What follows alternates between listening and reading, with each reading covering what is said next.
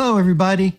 I'm Seth Weissman, and welcome to another episode of Safe Real Estate. Today, we're going to continue our discussions of the changes to the GAR 2026 forms. And I'd like to talk about a very small change we made to the financing contingency with very big implications. And the change simply is that when a lender sends a loan denial letter, the letter must state the basis for the loan denial. In other words, the lender must explain why the loan is being denied. And the reason this is so important is if the lender does not explain the basis for the loan denial, then in that instance, the buyer may lose their earnest money.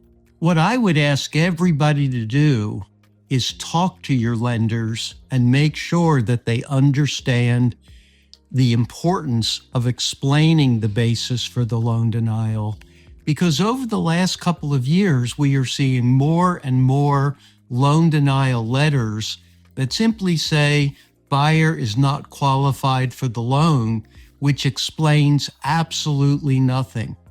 And again, this is an area of great concern because if that's all the lender says, the buyer is going to lose their earnest money. And then many buyers are not going to be in a position to buy a house. The other thing we changed in this particular form has to do when the seller asks the buyer to produce evidence that they are qualified to buy the house.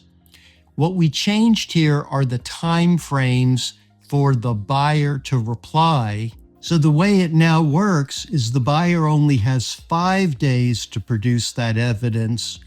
And if the buyer does not produce that evidence within that time frame and they're in default, the buyer only has 2 days to cure the default. I hope this episode of Safe Real Estate has been beneficial. As always, it's great to see everybody.